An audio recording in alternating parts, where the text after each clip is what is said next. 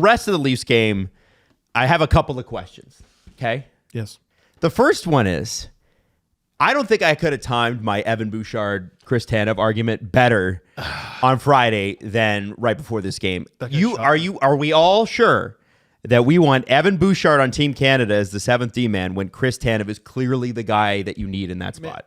He's like, you talk about situational, right? Listen, Bouchard wins the majority of his minutes. The Oilers outscore their opponents with Bouchard on the ice. Good things happen when Evan Bouchard is on the ice. No question. Beginning, middle, end, right? For the Oilers. Situationally, he's one of the most shocking defensemen in the league. On defense. On defense. What? He stops skating. How many times have we done this bit on the show? We did it nearly a year ago exactly. Remember when they were hell-bent on getting Jay Woodcroft fired? I was like, Evan, bend your knees. We kept showing different goals against where he was on. Last year, wasn't there a game where he was on for like 4 or 5 or something like that? And that's why we were carving him. Bend your knees, Evan. Let's start with that first goal that is the Matthew Nies goal. Right. Matthew Nies is right place, right time. And the reason that goal happens is because Bouchard, even though he shouldn't, is throwing the puck up the middle, like diagonally through his own defensive zone. It goes off McDavid's thigh or his butt. But regardless, that's not a pass you make. Well, and if I'm not mistaken, I think he was passing to an Oiler who was changing. So it was just miscommunication all around. I don't that's on Bouchard, but I look at that as a mistake that you accept a offensive defenseman is going to make sometimes. That's a mistake where I go, it's bad. It tied the game up. I don't like it, but I don't know. I don't expect at what him to level do it are again. you taught throw it across the ice? Oh, I know. At what level? I mean, at what level are There's you no taught Steve, any of the things that elite players career do? house leaguer. No, they tell you get it up the boards. No, I'm on Adam's side with this in that regardless of how it played out, it bounced off McDavid's butt, but if McDavid wasn't there, he would have completed the pass and all that stuff. That pass was a bad idea. Regardless of what happened, that pass was a really bad idea. I think a lot of offensive defensemen do things that are bad ideas that if they work out are good ideas. Listen, Jesse, think that's an excuse. I'm grading on a curve. Because what happens next? Because of what happens next is so much worse. I think both can be bad. Which goal visualizer is this? We haven't gotten to anything. Oh, my bad. So which goal visualizer do you want it to be? Yeah, I don't know what you're doing. I kind of want to see. I want to know exactly how bad this pizza to Nies was. You want to do the Nies one? Okay, yes. What we're talking about. Because it was a pizza. Now, again, it goes off of McDavid's butt. And you do expect high-risk defensemen, high-risk, high-reward defensemen. Yeah. Jake Gardner used to do this shit, and it drove people crazy. Yeah. And Jake Gardner won a lot of his minutes. Yeah. And he was nowhere close to as good as Evan Bouchard is. That's fair. But this is the kind of crap that drives a smart hockey market like Edmonton bonkers. Absolutely crazy. So Evan Bouchard right now has the puck in front of Stuart Skinner. He's going to take the puck and he's going to go around the back of the net. You'll watch him go out here. Now he's standing just below the face-off dot. And what he decides to do here is try and hit Jeff Skinner, who's going up the ice on the other side of the zone. So Jeff Skinner, number 53 over here, is at the other side of the zone. And Evan Bouchard says, you know what? Even though there's 2 Leafs over there, I'm going to hit this man who is probably going for a change. And where's Nies, by the way, at this point? Nowhere. Nies is in the other corner. He's nowhere. Nies is over by Jeff Skinner. You ring this around hard enough? What? You ring this around hard enough, behind the net, you probably get it to Skinner anyway. Yeah, if he had done a turn, because there's nobody for him to pass to on the right side. Right? No, but also the pressure from McMahon is not all that great. So how this unfolds is He drives even further to the corner where he's at. So even further to the right of the face-off dot towards the boards, away from the other side of the ice where he's trying to send this pass. Well, and what happened? Here, back up just a sec there.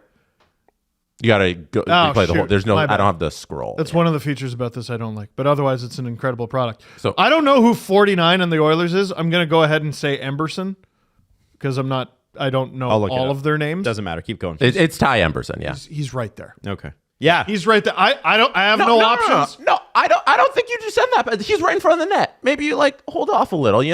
Maybe you send it to Connor McDavid. No. Then Emberson goes behind the net. Oh yeah. If you want to back pass Shell of it. safety. Yeah. Shell of what I'm safety. saying. Oh yeah. There's nowhere to go with it on the right side, so you back to Emberson, and Emberson figures out there's 90 and there's 53 up high. Yeah, if you don't want to send it to McDavid because you got a man right in front of you, sure. Send it to Ty Emberson right there behind the net. What the hell are you thinking? This pass goes across the whole damn ice. Is what he's trying to do? And it's not even I guess what you're trying to do is okay, Skinner gets this, he gains center, dumps it, and changes. I'm trying to think of okay, a mistake was made here. What's the best outcome here? Right. What's he hoping for out of this play? Because it's not a breakaway for Skinner. Timmins is right. I think this play is as bad as the one where he wasn't back checking. They're both equally bad. This is bad. What the hell? What? They're both Bad. pretty. This is bad. They're shit plays. This is bad. And here's the thing, guys. So we're trying to best case scenario this. I think the best case scenario is it's back to Emberson. Emberson gets it up to Skinner, and then he flips it and then changes because Skinner's going Completely for a change. normal. Right. So then we go forward, Yeah. So and we see it go off of 97. So Evan Bouchard tries to make the cross ice lead pass to Jeff Skinner. It hits McDavid in the butt. Hold it right there. Do you see where Emberson is? Yeah. He's trying to make a lane open. He was And so he waiting. leaves the front of the net open because nobody would just throw it across the ice. That's why it's so moronic. This is crazy. And then, okay, here comes Matthew. And then Matthew Nies picks up the butt pass and he shoots these goals. It's a great read from Nies. Oh, it's awesome. Back-to-back games where He rocks so hard. Oh, God, I love him. He's such a dog. It's crazy. Speaking of dog, have you seen the clip of Berube freaking out about something and Nies is right in front of him copying every gesture? Yes. Oh, Like father, like son. I love him. I'm gonna just to add on to it. Great read by Nies. If this pass is even attempted because it doesn't go off McDavid's butt, Nies might intercept it anyways. If he passed it through the blue paint into the corner for Perry and he can chip it out, that, while not a great option, is a better option. I think we've established This that is bad. every idea that we've come up with would have been better than There's literally 5 guys on the ice, 5 guys that you could pass the puck to. I'll even count the goalie. So there's 5 people besides Bouchard. If you pass it to anybody but Skinner, it's probably not a goal. Jeff Skinner, it's not a goal. So that's up Stuart Skinner. It's and Jeff worth Skinner. mentioning too. That's by the way, It's confusing. that goal Anyways, is in the third period, Yeah. and that sucks. That They were up- tied the game. Yes, and so then we fast forward a little bit here, and we go to, and this is what absolutely is bonkers. Jesse, if you go to the game center and we don't go to the goal visualizer, I want you to go to the actual clip. Okay. And I want you to go to the clip. This is Bobby McMahon's goal. I need to see the speed. That's why I want the I know, but visual. let's see the visual first. Yeah? Just Okay. trust me on this. Okay. Go to the 12, 13, 14 seconds, whichever it is, on that actual, and just freeze it there, put it on the screen. That's what we need. Because this is where you see Evan Bouchard completely give up on Bobby McMahon's eventual breakaway. He could have had 2 guys harrying him, bothering him, lifting his stick, preventing this, even drawing a penalty. So there's Bobby, and there's Line. Evan, and there's Matthias Ekholm. Puck is where? Right here. Right there near the sport check side. Look how close Evan's 2 strides from it. For anybody listening, Evan Bouchard's at their own blue line. Sorry, the Leafs blue line. The Leafs blue line. Sorry, and the puck is not even at center ice. Like it's right in front of him, about halfway to the red line. There's only one guy in front of the Leafs blue line right now, like on the neutral zone side of the Leafs blue line, and it's Bouch. Yeah. Ekholm's not there yet. McMahon's way not there yet. So go forward, Jesse, to I'm just gonna skip ahead a little. 12th like, second. I'm just gonna bounce. I'm just gonna do. I'm not. Dot by So dot. here we go. 12 seconds. Oh, there Look, it is. So here. So the puck is still within Bouchard's reach. McMahon is the third guy of 3. He's still the closest to it. Yeah, he's close to it the whole way. And then you go to second 13 I'm just gonna skip. or 14. Like this. And fully upright.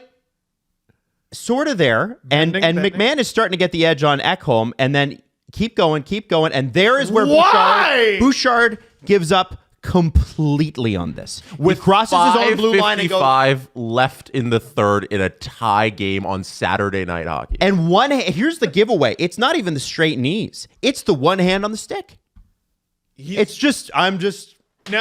Now, here's what we need the goal visualizer for, because I didn't pick up on this when it happened, but I picked up on it when I was shooting the LFR. Skip forward just a little more. Look. So Look! he completely stops. What's his job again? Playing hockey. And when the goal goes in, he doesn't realize that the puck's gone in, and so he thinks it's hit the post or something, and it's going up the. Which is what he's doing right now? It's going offensively now, and he goes, "Oh boy, oh boy, oh boy," and turns on the Jets. This dude doesn't give a damn about his own end. And listen, his abilities make it so that they win the majority of his minutes. Like, you need a player like this. You do.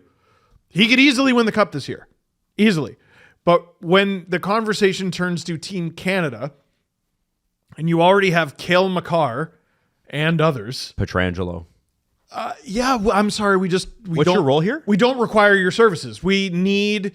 Remember when we all lost our mind a couple years ago, and there was talk of Andrew Mangiapane joining Team Canada for a tournament that never ended up happening. He was in the conversation because he had like 35, 40 goals or whatever it was. But the reason he was in the conversation to make the team was penalty killing. That's how a guy like Kirk Maltby or Chris Draper, makes a team like that. We have what you provide. It's like Subban making the Sochi team, and they're like, okay, like what? Do we need a power play specialist as our extra guy? They just didn't need him. There was no point. And I'm not, if everyone's healthy, I'm not bringing this player. I agree. Yeah, I think there's a lot of good Team Canada teams that don't have Evan Bouchard on them. Like Noah Dobson should probably get his spot. Taves, Theodore, Petro, Morrissey, Makar, Dobson. Like what are we doing here? Tanev is a 7th. He doesn't need to be on the team. Like, it doesn't even have to be fine. Tanev. I heard from somebody this weekend that there is conversations about Tanev picking up. Sure. Sure, yeah, good. So I'm not crazy. He's a good player. And gives them what they might not have in that group, right? Yes. Again, it's You're and gonna it's not you're gonna put that guy in front of Canada's goaltending? no. You can't. What are we doing here? Can't. Let's Can't. stop. Yeah, just quick list of defensemen if we want to keep going with that. Mackenzie Weegar, Brandon Montour, Colton Parayko, Chris Tanev, Shea Theodore, and then the other guys named Dobson, Petro, Morrissey, Makar, Taves. It's a wealth of defensemen who can do that and do other stuff. Don't take the guy who doesn't try. Like, yeah, that's the other thing. And I am going to bring up another defenseman that doesn't try, who's going to that tournament later on in the show. That is the stuff. Erik Karlsson. Yes, that is the stuff. Oh, I've got a doozy of a clip for you. I can't believe it's not gone viral. Cannot believe it. And I'm looking at this and I'm going, Edmonton is a lot like Toronto in a lot of ways, in the sense that what we expect from our team every time, and what drives us the craziest, is when people don't try. When their best players fail them. And McDavid and Draisaitl rarely, if ever, fail the Edmonton Oilers. They're always on. They perform in the playoffs. They were magic last year. It's amazing. It's pretty rare. Yeah. And they set a bar in Edmonton that was set by the previous Oilers. I'm not just talking about the Gretzky years, although those are the ones that kind of kicked it all off. Doug Weight, Ryan Smith, Curtis Joseph, that era of the Edmonton Oilers was pretty spectacular. And then Tommy Salo in there too. Let's not forget. Yep. Let's talk about the Dwayne Rollison, Chris Pronger run all the way to the finals in 2006. I mean, I know that's a game in November and it's not the final. Did that look like digging in? Did that look like digging the fuck in? And what were the announcers saying all game? And Jesse, I forgive you for not knowing this because you weren't listening to the broadcast. They were saying, feels like a playoff game. Well, feels like a playoff atmosphere. And I didn't notice this at the time because I listen with the volume very low when I'm doing the streams. But Craig Simpson goes, "Good on Bouchard for not panicking," and the puck is like leaving his stick as he says. Natalie was like, "Oh, that's a rough call." And I was like, "It's not the call; it's the player." No, he made a good play followed by a terrible one. Yeah. Small sidebar on the defenseman thing for Four Nations for Team Canada. Justin Bourne's article on his projected roster that was released like last week had Drew Doughty on it. Do you guys, if he's healthy, yeah, as the next man up. If he's healthy, he hasn't played a game. Yeah, if he's not healthy, it said health watch. Next man is Drew Doughty. I get that. I understand that. In terms of, I worry that they're going a little too. And I say this with Chris Tanev, but like if you are gonna do this, I think they said that they were gonna base this on how people did this fall. So if that's the case, then Drew Doughty can't be on the team. Well, unless he comes back and has a fucking crazy month starting like now. Canada has shown a painful tendency to go back to the guys that they're familiar with. And Doughty's a Hockey Canada guy, right? Stamkos in 2010. Crosby in 06. They didn't take him. Crosby, They didn't take Stamkos at all. I know they won. But that's bonkers. Yeah. No, he had like a 40-goal year. Yeah. Yeah. And Elliot Friedman also wrote in one of his 32 Thoughts blogs, don't forget about Drew Doughty in your Four Nations mock-ups. Team Canada's brain trust is closely monitoring his recovery timeline and was asking for information the moment he was hurt. End of September. Back then, the feeling was he'd be back in about 3 months, give or take. So there's definitely some conversation about Team Canada bringing Drew Doughty if he's healthy. That's the whole thing. I think that's he's gonna have to play games. I get wanting to have Drew in the converson. You can't obviously dismiss him. No, of course not. You can't. But yeah, you listed a lot more than 6 really good defensemen for Canada, and I'm taking the healthy ones. The ones with ankles. Yeah.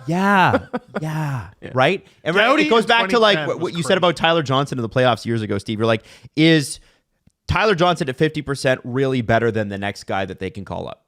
Remember, he had that wrist injury. The answer was no. The answer was no.